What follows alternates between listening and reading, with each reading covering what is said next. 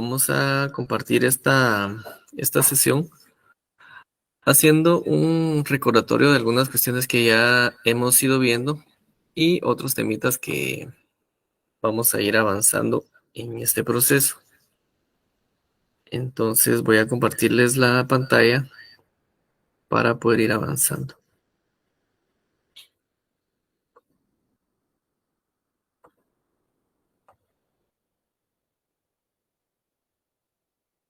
Muy bien, yo creo que ya se ve la pantalla.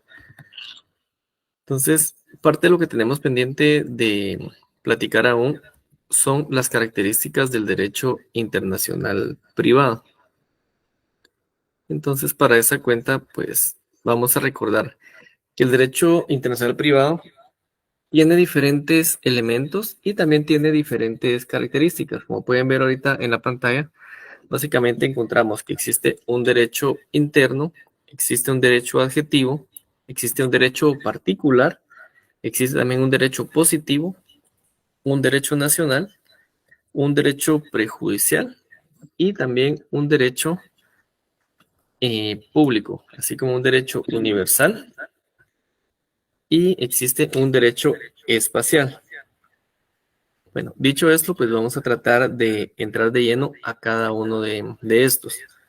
Cuando nosotros nos referimos al derecho interno, lo hacemos porque lo aplica un órgano interno y también porque sus normas se encuentran en este caso en el derecho interno de cada estado. Y generalmente es decir que sus normas forman parte de la legislación ordinaria de cada país o de cada estado y se encuentran contenidas en las diferentes leyes. Cuando nos referimos a que es un derecho adjetivo sui generis, es decir, porque su función es el de indicar o bien el de señalar, ¿sí? En cuanto a que es un derecho particular, acá nos referimos a que siempre existe un interés particular o bien un interés personal. Cuando decimos que es un derecho positivo, nos referimos a este porque siempre existe un interés, en este caso, a sus normas, porque estas son ciertas y son verdaderas. Entonces, cada país va a emitir sus propias normas de derecho positivo. ¿Para qué? Para poder dar solución. Encontramos también, por ejemplo, que hay un derecho nacional. Cuando decimos un derecho nacional, este nace como un resultado de su positividad y este se encuentra al interior propiamente de una nación, ¿sí? Cuando decimos que es un derecho público, acá nos referimos a este porque no oye la intención o bien la voluntad em, de los individuos. Entonces, estas son normas abstractas que se van a aplicar sin ningún tipo de discriminación. También hablamos que es un derecho universal o una cuestión prejudicial. Pues si lo vemos como un derecho universal, es básicamente porque este es aplicable y en todos los estados, ¿sí? O sea, es a nivel universal, a nivel global. Y también decimos que es un derecho, en este caso, espacial. ¿Por qué? Porque se aplica propiamente en el espacio, ¿sí? Ahora pues vamos a ver lo que es la relación jurídica del derecho privado y los elementos que lo constituyen. Entonces, la relación jurídica del derecho privado, pues generalmente nace, se desenvuelve y se extingue en función, en este caso, de alguno de los siguientes 5 elementos que vamos a platicar, como puede ser el elemento personal, el elemento contractual, el elemento real, el elemento conductista y el elemento jurisdiccional. Cuando nos referimos al elemento personal, básicamente es el eje en torno del cual se desenvuelve el derecho civil por excelencia, que es el derecho de los individuos. Solo, ahí estamos. Entonces, cuando las relaciones jurídicas del derecho civil se dirigen en este caso a regular a la persona en sí misma o bien en el seno de su familia, en este caso pues nos hallamos ante aquel elemento personal mencionado pues en primer término, desempeñando en este caso pues un papel preponderante, y esta es más precisamente, digamos, la materia específica que constituye el objeto de la parte general del derecho civil: la existencia, el estado y la capacidad de las personas, como asimismo el derecho de familia, el derecho de sucesión, basado en la relación del parentesco. Entonces aquí, por ejemplo, pues se da el tema de la prescindencia de sus relaciones patrimoniales, de crédito o de deuda, por ejemplo, con otras personas, o bien de sus relaciones con las cosas. Aquí entonces es a que nos referimos nosotros propiamente a el elemento personal. Ahora pues vamos a hablar también del tema que puede ir ocurriendo dentro de este proceso. Por ejemplo, cuando aquellas mismas personas se relacionan entre sí dentro de ese ejercicio libre de la autonomía de la voluntad, ya sea contratando y obligándose de una forma lícita, cobra especial relevancia en este caso el elemento contractual, ¿sí? Así pues, en el conjunto de las relaciones jurídicas originadas con motivo de esta libre actividad o de la actividad de las personas como tal, al contratar o obligarse, ese es el objeto de la parte de derecho civil, que en este caso va a estudiar el régimen de las obligaciones y de los contratos. Ahora bien, hablemos un poco también del elemento real. Cuando las personas toman contrato con las cosas, apropiándose de ellas, usando o grabando las mismas, adquieren dichas cosas especial relevancia ¿en qué? En las relaciones jurídicas respectivas. Se destaca entonces este elemento real y el complejo también de dichas relaciones jurídicas que van a estar derivadas de las relaciones de las personas con las cosas. Entonces, esto es lo que constituye el tema de los derechos reales. Por ejemplo, puede ocurrir también que la acción deliberada o no de las personas determine ciertas consecuencias, en este caso jurídicas, que están previstas como conductas ilícitas como tal. Entonces, acá se da un acto humano voluntario, pero en este caso no lícito, ¿sí?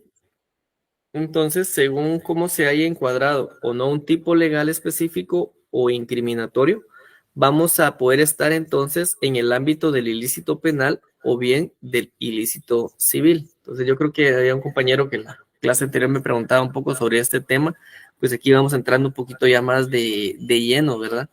Dentro de este contexto, de qué ámbito es el que se maneja, dependiendo el tipo de conducta, si es una actividad o una conducta lícita o ilícita. Entonces, pues aquí encontramos ese elemento del elemento conductual y pues también vamos a encontrar por último el elemento jurisdiccional. Eh, corresponde pues recordar el papel relevante que desempeña este elemento jurisdiccional en las relaciones jurídicas, tanto en su faz contenciosa como la puede ser la voluntaria. Entonces, la actividad de decir e interpretar el derecho, pues, constituye el aspecto primordial en lo que es la aplicación del ordenamiento jurídico vigente.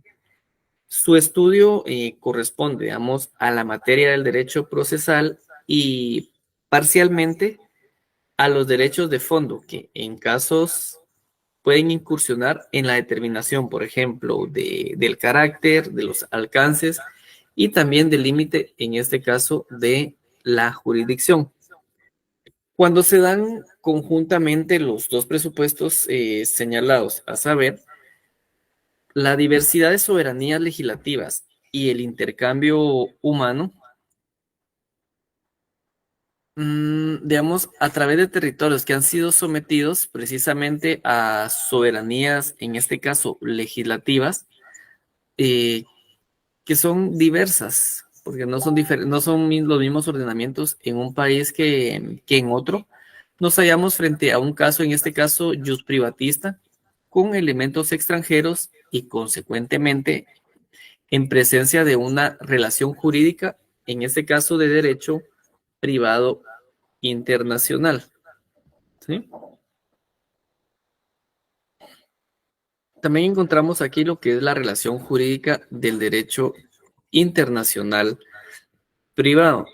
Dentro de este contexto, pues encontramos diferentes elementos que les comparto en esta diapositiva para que lo puedan ustedes ir leyendo y también analizando, ¿verdad? Principalmente porque esos pertenecen a lo que es el derecho privado y tiene diferentes elementos y regulaciones o previsiones dentro de este contexto.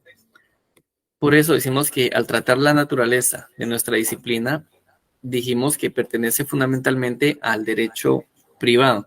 De ahí surge básicamente la validez para poder explicar la naturaleza del derecho privado del ejemplo, pues relativo, por ejemplo, al tema del matrimonio. El mismo, pues no obstante de poder reunir los elementos tanto nacionales como extranjeros, conserva siempre su naturaleza, en este caso de derecho privado. Lo mismo podríamos decir de las restantes relaciones jurídicas del derecho privado, tanto las que giran en torno del elemento personal, del elemento contractual como real, del elemento jurisdiccional o también del elemento conductista. En cualquiera de dichas relaciones, la presencia de elementos extranjeros, de los mencionados, personales, reales, conductuales, etcétera, nos coloca frente a una relación jurídica de derecho internacional privado. Así, por ejemplo, pues son de derecho internacional privado, por ejemplo, la regulación del Estado y la capacidad de los extranjeros en el país y viceversa. También tenemos, por ejemplo, las previsiones normativas respecto a la sujeción de las obligaciones y de los contratos internacionales a las leyes de tal o cual país. Podemos también establecer entonces la normativa que va a regir en este caso el régimen de las cosas y también de los bienes situados, en este caso, en el extranjero.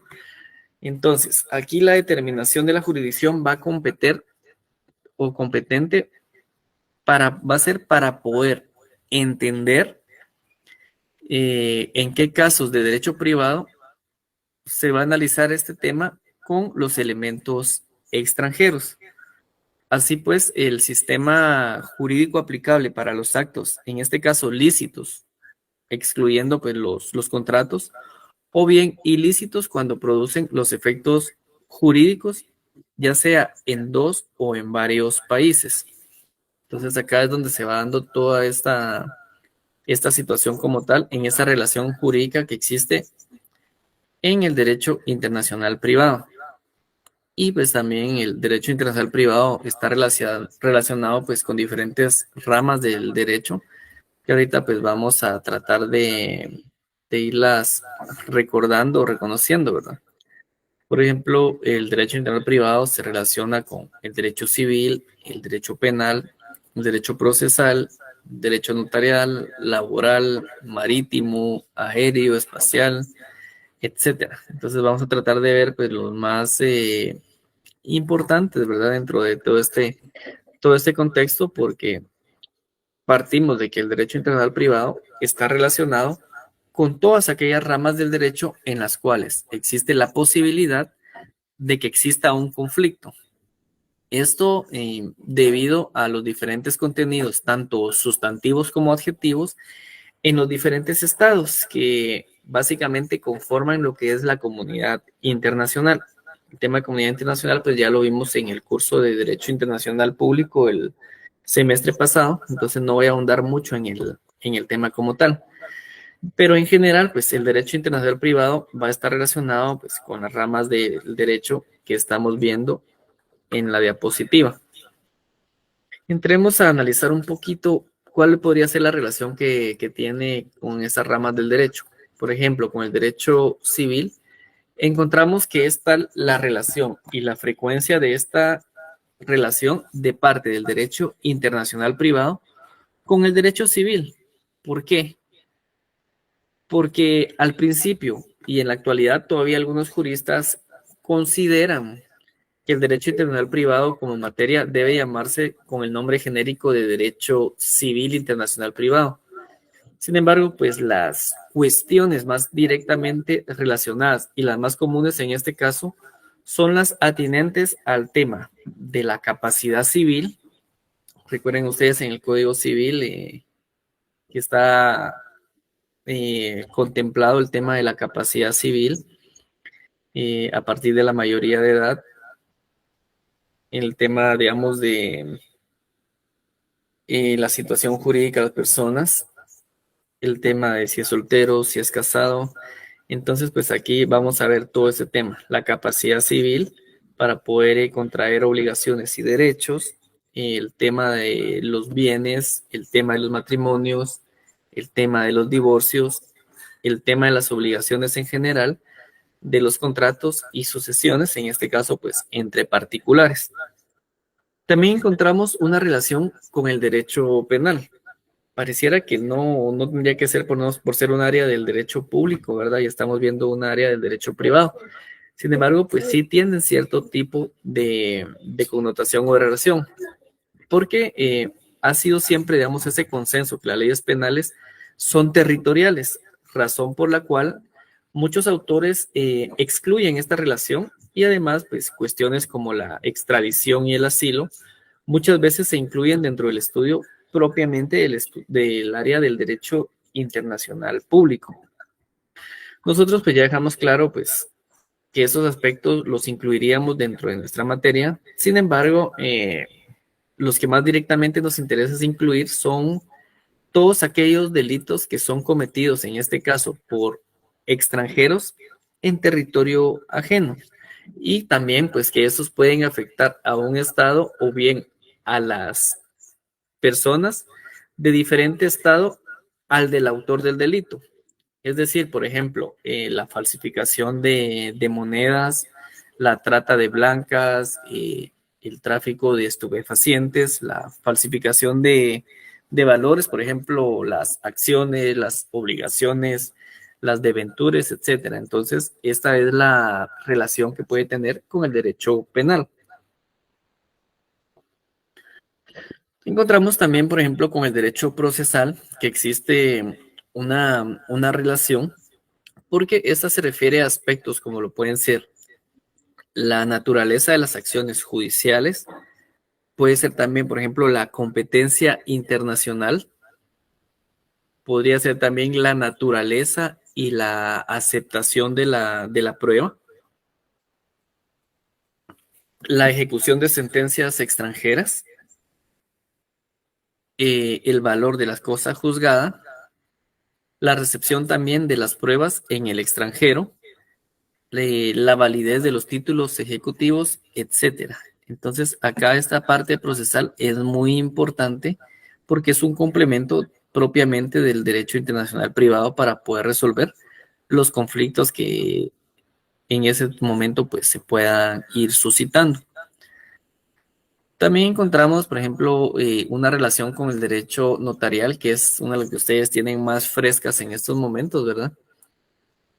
Por el tema del derecho notariado, del apostillado, de los documentos provenientes del extranjero, que va a ser parte de su pan diario, considero. Entonces, pues aquí consideramos aspectos como la validez de esos documentos que han sido otorgados o provenientes del extranjero, la validez también de los documentos que han sido extendidos por los registros civiles, los requisitos para que de dichos documentos, por ejemplo, adquieran esa validez y esa fuerza probatoria en los diferentes estados. La exigencia de la protocolización en algunos estados, las formas externas de los documentos, etcétera. Entonces, pues acá encontramos nosotros esa importancia del derecho notarial como tal. También con el derecho laboral encontramos que tiene cierto tipo de relación. ¿Por qué? Porque cuestiones relacionadas con la contratación de trabajadores extranjeros generan sus consecuencias. Por ejemplo, hablemos de la indemnización, el porcentaje legal de salarios comparado con el total de los salarios devengados por los nacionales, los accidentes de trabajo, las condiciones mínimas de trabajo, el respeto objetivo al derecho del trabajo, frente también a las prioridades nacionales. Entonces aquí hacemos una mezcla entre derecho internacional privado y también derecho internacional público. Y principalmente porque también existen tratados internacionales que han suscrito los estados, entonces deben de ser respetados no solamente pues por la legislación nacional, sino también otorgarle pues los derechos a los extranjeros. Acá pues también en la diapositiva vemos por ejemplo el tema del derecho marítimo, que es importante traerlo a colación también porque asuntos que son relacionados por ejemplo a contratos de transporte, las letras de transporte marítimo, los accidentes, los abordajes, pueden ser los contratos de ajuste del agente de mar, contratos de fletamiento, hipotecas, naufragios. O sea, hipotecas me refiero a hipotecas de buques. Las averías, el tema de la asistencia, el salvamento, los seguros, las pérdidas y los daños a las mercaderías transportadas. Entonces, acá se crea una relación entre el derecho marítimo también y el derecho comercial o el derecho de comercio. Y no solamente pues el derecho marítimo, ¿verdad? Sino también el derecho aéreo. Tiene mucha similitud dentro de estas relaciones con el derecho internacional privado. Así pues que, por ejemplo, el derecho aéreo se concibe todavía como una rama joven del derecho en general, pero que ya está bastante reconocida a nivel internacional o desarrollada. ¿Se recuerdan ustedes que vimos lo del tema de la OASI? Acá en Guatemala pues veíamos también el tema de la Dirección General de Aviación, dentro de las funciones que esta tenía y el impacto dentro del derecho internacional. Entonces así pues también este va a manejar relaciones o cuestiones referentes a hipotecas, en este caso aéreas, la responsabilidad civil proveniente de lesiones o bien de muerte, ¿verdad? La responsabilidad civil provocada pues por atrasos en los vuelos ordinarios, por daños, por averías, por pérdida de equipaje, carga, por correo. Entonces, toda esta situación pues va generando ese tipo de relación o importancia que conoce el derecho internacional privado, que no solamente pues se limita al derecho marítimo y aéreo, sino también, por ejemplo, al derecho espacial. Ya el derecho espacial pues también vimos parte del contenido el semestre pasado, pero pues ya entrando a materia de derecho internacional privado, dentro de esa relación existe esa responsabilidad civil también proveniente, por ejemplo, de la caída de objetos espaciales. Por ejemplo, puede ser interferencias provocadas por satélites que están estacionados, en este caso, en el espacio. La responsabilidad civil que proviene, ¿verdad? En este caso, pues de la caída de un contenido que esté transportado por satélites que supuestamente pueden ser inofensivos, ¿verdad? Pero todo es posible que pueda suceder y en este caso, pues se necesita una regulación. Entonces, pensemos ahorita en la compañía de Elon Musk, SpaceX. Entonces, ¿qué pasa si ellos emiten un vuelo a la Luna o a Marte en estos días y casualmente en alguna parte de la atmósfera estalla el objeto y parte de los residuos caen acá en Guatemala y caen sobre la casa de su vecino, por ejemplo? Entonces, ahí se crea una consecuencia, se crea un daño que debe ser resarcido de alguna forma, ¿verdad? Entonces, acá es donde entra este derecho espacial y precisamente el derecho internacional privado, pues para poder determinar estos tipos de responsabilidades como tal. Además, pues, de que ya vimos, por ejemplo, lo que pasa con el derecho espacial, con el derecho aéreo y el derecho marítimo, también tenemos que comprender cómo es el funcionamiento con el Estado propiamente. Y, por ejemplo, acá, pues, es atinente hablar la relación que tiene con el derecho administrativo. ¿Por qué? Porque hoy en día, pues, es muy común también poder tener problemas provenientes del incumplimiento de contratos administrativos internacionalmente. Por ejemplo, por el tema de las concesiones que son otorgadas por transnacionales y que no son respetados por cualquiera de las partes como tal.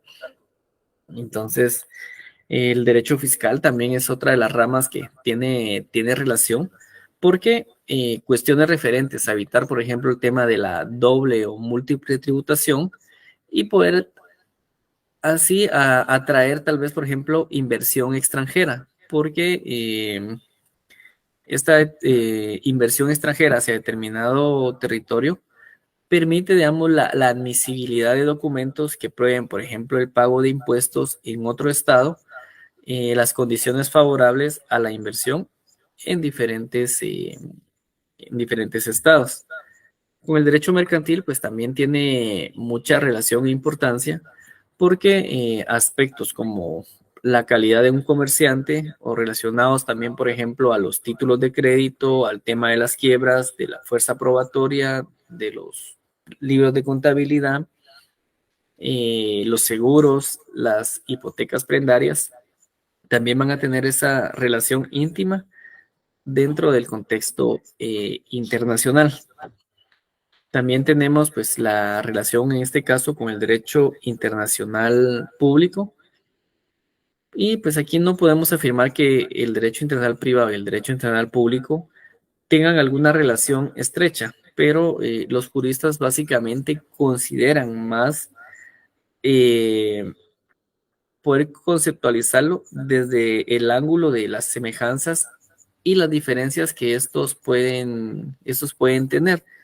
Entonces, si hablamos de semejanzas entre el tema del derecho internacional público, las vamos a encontrar en cuanto a que ambos descansan en la comunidad jurídica internacional. Entonces, esto se da dentro de esa coexistencia pacífica y civilizada de los pueblos y también, en este caso, en la búsqueda de la seguridad jurídica. ¿Sí? Y en cuanto a las diferencias,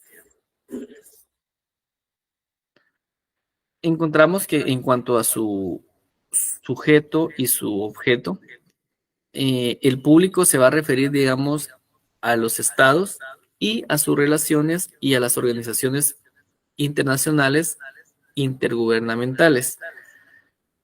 Podríamos decir que en algunos casos muy concretos, pues al individuo, ¿verdad? Casos, por ejemplo, los derechos humanos, por ejemplo, el privado se ocupa de los límites en el espacio del poder legislativo, en el ejercicio nacional y en el interior. Y en cuanto pues a sus fuentes, el público tiene como fuentes principales, por ejemplo, el tema de las costumbres, la costumbre y los tratados, mientras que en el privado tiene como fuentes principales la ley interna, los tratados y la costumbre en su orden jerárquico. Y en cuanto a sus sanciones, el público no tiene más sanción que la conciencia internacional y a veces, pero ahí sí que a veces la acción concertada de la comunidad internacional en sus diferentes formas, mientras que el privado, en este caso, va a basar la decisión, eh, ¿cómo podríamos decir?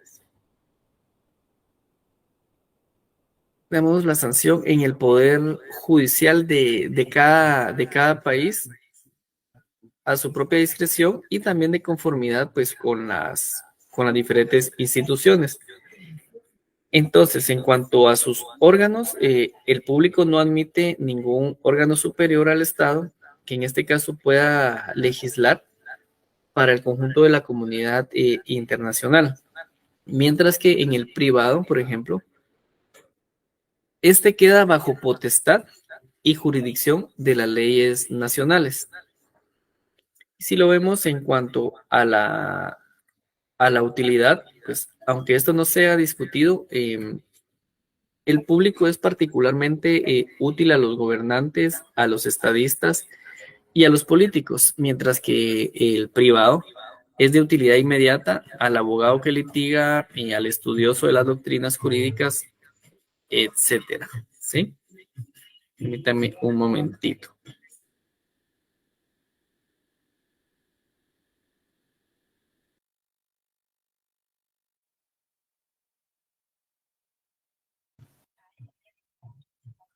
Perdón.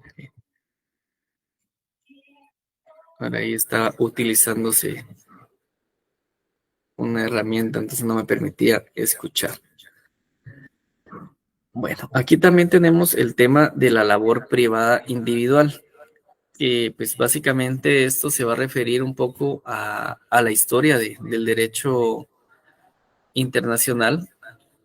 Y pues aquí podemos ver cómo se va dando el tema del origen, el derecho romano, cómo se manejó la Edad Media, el tema de los glosadores y posglosadores, la teoría de los estatutos y también la escuela italiana. Entonces, pues el mérito de todas estas escuelas pues fue haber introducido en el tema del derecho internacional privado los principios que hoy en día pues son axiomas en nuestra materia y pues se encuentran reguladas en la ley del organismo judicial, que ya hemos platicado en un par de sesiones sobre estas, pero pues se refieren básicamente a 6 aspectos puntales, que son la ley del domicilio, para poder regular el estado y la capacidad de las personas, la lex recitae, que es o aplica para los bienes inmuebles, el locus regit actum, para las formas de los actos jurídicos, el tema de la autonomía de la voluntad para los efectos de los contratos, tenemos la lex fori para regular los aspectos procesales y tenemos por último también la territorialidad de la ley penal. Entonces, esos tienen también el mérito de poder movilizar al derecho al establecer la extraterritorialidad en ciertos asuntos. Entonces, bajo este título de la labor privada individual, incluimos a todos aquellos juristas o las escuelas que en su calidad privada, muchas veces sin el apoyo de nadie, pues dedicaron gran parte de su vida y su esfuerzo intelectual a poder explorar los campos del saber y de la investigación doctrinal internacional en materia privada. Así pues, entonces, el origen se remonta a que el derecho internacional nació cuando cesaron de existir las sociedades de vocaciones, en este caso universalista, es decir, cuando aparecieron las repúblicas, los estados, los principados, los ducados, los reinados, etcétera. Entonces, cuando se principió a respetar la personalidad de los estados, comenzó el derecho internacional. Ya posteriormente, con el surgimiento del derecho romano, en Roma, aun cuando pues, fue una sociedad respetuosa tanto de las costumbres como de las tradiciones de los extranjeros, pues no existió un verdadero derecho internacional. Lo que existió pues en sí fue una rama interna especial del derecho. En este caso era llamado el jus gentium, ¿sí? Este jus gentium era aplicable a los extranjeros. Así, este jus gentium se concibió como un conjunto de reglas que la razón natural pues ha dictado que en todos o en todas las legislaciones era aplicado por el judex recuperador o recuperator y el otro era el praetor peregrinos, ¿sí? Entonces, repito, el judex recuperator y el praetor peregrinos. Entonces, algunos juristas han querido ver en el Jus Gentium el inicio del derecho internacional, olvidando pues que el derecho internacional está constituido como una consecuencia de la concurrencia, digamos, de varias soberanías. Así pues, por ejemplo, en el tema de la Edad Media, dominó una idea que en este caso era la territorialidad, ¿sí? Pero nos referimos a la territorialidad de la ley. Probablemente, pues bajo la influencia del feudalismo, que lo que hizo fue confundir el tema de la soberanía con lo que es el derecho de propiedad, ¿sí? Entonces, en esta época, pues los germánicos no impusieron sus leyes a los pueblos que ellos habían conquistado, sino que lo que hicieron fue preservarla, conservando así esa territorialidad de las leyes de los pueblos que ellos habían conquistado. Y en cuanto a ellos mismos, pues consideraron sus propias leyes también como leyes personales, porque las llevaban consigo a donde quiera que estos fueran, originando así, pues, verdaderos conflictos al poder invocar cada uno su propia ley en caso de un problema. Entonces aquí empieza a surgir ese conflicto, pues, de leyes, porque cada quien tenía su propia costumbre de qué ley aplicar. Luego, pues ya surge el tema de los glosadores y los posglosadores, que estos fueron los juristas que para poder resolver los conflictos de las leyes se dedicaron en este caso a glosar, a comentar o parafrasear y clarificar pues las disposiciones del derecho romano y también los digestos, así como los diferentes, por ejemplo, trabajos, es decir, el código de Justiniano. Y pues por último, la teoría de los estatutos, penúltima, teoría de los estatutos. Esto básicamente en el curso del siglo XIII empezaron a florecer grandes ciudades que en este caso se caracterizaban, por ejemplo, por su comercio, por su influencia intelectual. Eh, Estas ciudades pues, se destacaron principalmente en Italia, en Pisa, en Milán, en Florencia, porque en cada una de ellas, pues, por ejemplo, estaba sometida a un doble cuerpo legal. Es decir, que en un plano se regían, por ejemplo, por las disposiciones del derecho romano y por otro disposiciones que eran comunes a todas las ciudades, a todo el territorio italiano. Y pues en otro plano, pues se regían en este caso por sus propias disposiciones. Entonces, a las primeras disposiciones, pues se le llamó simplemente la ley y a las segundas se le llamó lo que son los estatutos. El estatuto, pues entonces, es una ley particular, una ley local o una ley municipal, que en este caso era aplicable dentro de un pequeño territorio que estaba pues bien determinado. Mientras que la ley es de portada y aplicación más amplia. Entonces, digamos que esta duplicidad de ordenamientos jurídicos, así como la multiplicidad de estatutos, lo que hizo pues fue llevar a conflictos entre los estatutos y la ley común, ¿verdad?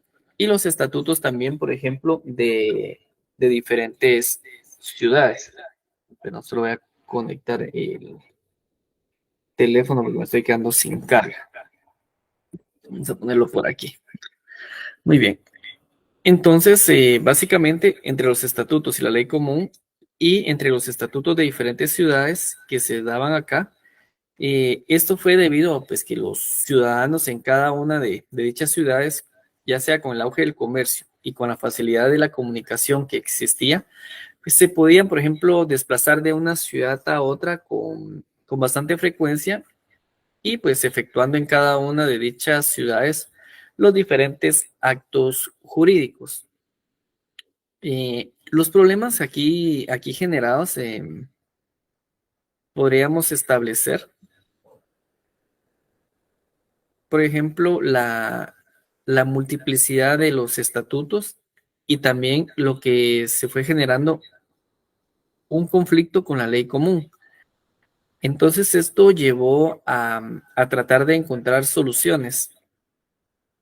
Estas soluciones, pues dependiendo del lugar donde fueron propuestas, así fue que recibieron los diferentes nombres, como por ejemplo soluciones de la escuela italiana. Entonces, surgieron, por ejemplo, de la escuela italiana, de la escuela francesa, de la escuela holandesa, etcétera, ¿verdad? Entonces, estas escuelas, pues vamos a tratar de recordar también un poco sobre qué es que estas tratan o versan, ¿verdad? Y pues por aquí es que vamos dentro de todo este proceso y vamos a ver también un resumen sobre el derecho internacional privado. Yo creo que el resumen se lo voy a grabar en otra sesión para que podamos analizar un poco sobre las escuelas pues que se fueron generando, ¿verdad? Así como a modo resumen, pues la escuela italiana. Aquí surge, por ejemplo, de dos juristas que caracterizaron con sus ideas o sus referentes, en este caso estos exponentes que fueron don Bartolo de Saxoferrato y Charles Dumoulin. Entonces, pues, esta, estas escuelas pues surgen entre los años 1300 a los años 1566. Lo que dice, tenemos Bartolo de Saxoferrato es que básicamente él inicia sus estudios preguntándose o filosofando, ¿verdad? El estatuto de un territorio, veamos, se aplica a quienes no son súbditos y aquí surge, ¿verdad? Si la respuesta es afirmativa, entonces el estatuto es de portada extraterritorial, pero si la respuesta es negativa, entonces el estatuto es territorial. Sin embargo, pues aquí don Bartolo, ¿verdad? Se dio cuenta que era imposible poder proceder por medio de las reglas generales, por lo que optó por la aplicación del método escolástico de poder, en este caso, distinguir y subdistinguir. De esta cuenta, pues él básicamente distinguió entre los que eran los estatutos que se referían a los contratos, a las sucesiones y también a otros. Y en cuanto a los contratos, pues él establecía que debía de subdistinguirse entre la forma, el proceso y también los efectos. Cuando se refería a la forma, pues él decía que se iban a regir por el principio de locus regit actum, el proceso por el principio de la lex fori y eh, los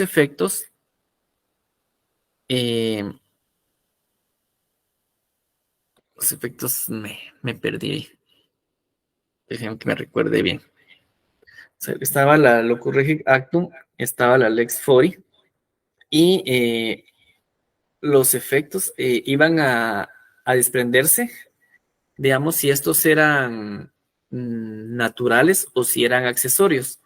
Entonces, los naturales, pues sí se iban a regir por la regla del locus regit actum, mientras que los accesorios se iban a regir en este caso por la regla del locus, eh, no, pero este sería de la lex executius, ¿sí? O lex executionis. Y en cuanto al tema de las sucesiones, aquí pues la forma se iba a regir en este caso por el principio de locus regit actum. Entonces aquí creo que hace un poco de bolas esta situación de Bartolo, ¿verdad? Que va analizando pues tanto la forma, el proceso y también los efectos. Y pues también acá él antepone otro elemento que es el elemento de la capacidad.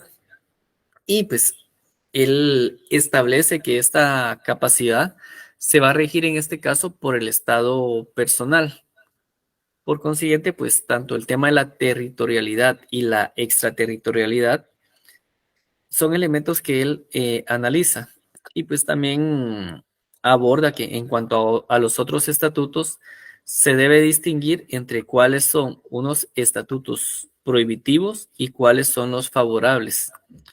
Entonces, entre los prohibitivos, por ejemplo, él establece que se tiene que subdistinguir entre la forma, o sea, el carácter territorial, y pues lo que hizo Bartolo aquí, pues fue hacer como una disección de las relaciones jurídicas, buscando pues en esta una forma de solución que fuera justa a las mismas.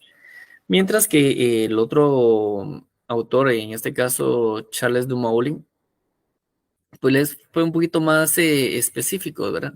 Él sigue en lo esencial a Bartolo, aunque también dio más importancia en este caso al tema de la territorialidad. Probablemente pues haya sido influenciado por su origen francés, ya que su principal mérito consiste en haber enunciado el principio de la autonomía de la voluntad. Entonces Dumoulin pues distinguió entre los estatutos que se refieren a la forma de los actos y las sentencias, los cuales pues aplican en este caso la regla del locus regi actum, y los que se refieren al fondo del derecho, que se subdistinguen entre aquellos actos que se reconocen la soberanía de las partes al manifestar su voluntad en la elección de la ley que desean en este caso pues que los rija, ¿verdad? Y también están aquellos actos que dependen enteramente de la ley. Es decir, que si estos actos se refieren a las cosas territoriales o si se refieren a las personas, en este caso pues van a ser extraterritoriales. Y pues también encontramos, por ejemplo, el tema de la escuela francesa, que se va a manejar, digamos, en dos épocas. Y dentro de esas dos épocas, pues va a estar mezclada también la escuela holandesa. Cuando nos referimos, pues, a la primera época, encontramos que Bertrand Agendre fue el primer máximo exponente, ¿verdad? Y él básicamente indicaba, pues, que la idea fundamental era que los estatutos son territoriales, lo cual pues caracterizó en cierto modo y todavía caracteriza a los franceses. Entonces, para de Argentre, todos los estatutos son reales y excepcionalmente van a ser personales. Entonces, para él es tributario de la falsa idea que confundió el tema de la soberanía con la propiedad de la tierra. En cuanto a la tendencia de esta escuela, contrariamente a la escuela italiana, es un esfuerzo pues por elaborar unas pocas normas de carácter general que pudieran dar soluciones a los conflictos. Entonces, de aquí pues surge también la tendencia de la escuela holandesa, que tuvo, digamos, a Paulo y a Juan Boet, que en general pues ellos siguieron la escuela francesa e innovaron también en un par de aspectos. Estos aspectos pues es el primero, que introdujeron la idea de los estatutos mixtos, es decir, entre los reales y los personales.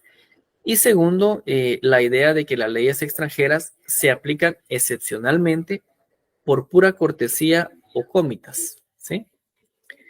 Mientras que ya la escuela francesa en su segunda época, acá tiene a otros exponentes y pues los más relevantes en este caso pues son Froland y Boulenois. Boulenois básicamente pronunció que todos los estatutos son personales o son reales. En segunda instancia, pues él indicaba que el carácter personal o real de los estatutos se iba a determinar por su propio objeto o bien por la intención del legislador. Y el tercer elemento, pues él decía que son personales aquellos estatutos cuyo objeto, en este caso, es legislar al Estado y la capacidad. Entonces, estos últimos pueden ser de carácter universal y entonces son extraterritoriales o bien de carácter particular y entonces van a ser extraterritoriales solamente cuando no hayan bienes en litigio como tal.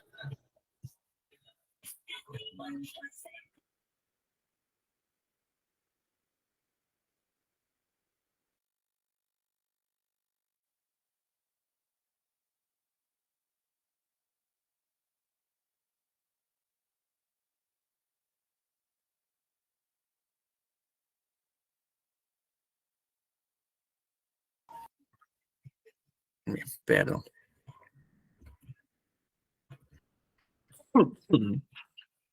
Entonces, Froilán insiste pues sobre este valor de la persona, ¿verdad? Y pues Acá es básicamente el mérito de que todas las escuelas que hemos conversado tienen el mérito pues de haber introducido en el derecho internacional privado los principios que hoy en día pues son esos axiomas que conocemos, ¿verdad? Como lo es la ley del domicilio, las lex recitare, el locus regit actum, la autonomía de la voluntad, la lex fiori o fori, y también la territorialidad de la ley penal. Entonces, pues con esto creo yo que concluimos estas reflexiones que fuimos viendo y más adelante les voy a compartir ya entonces un resumen sobre el tema del derecho internacional privado. Entonces yo sigo con ustedes en un ratito y pues es un gusto haberles saludado.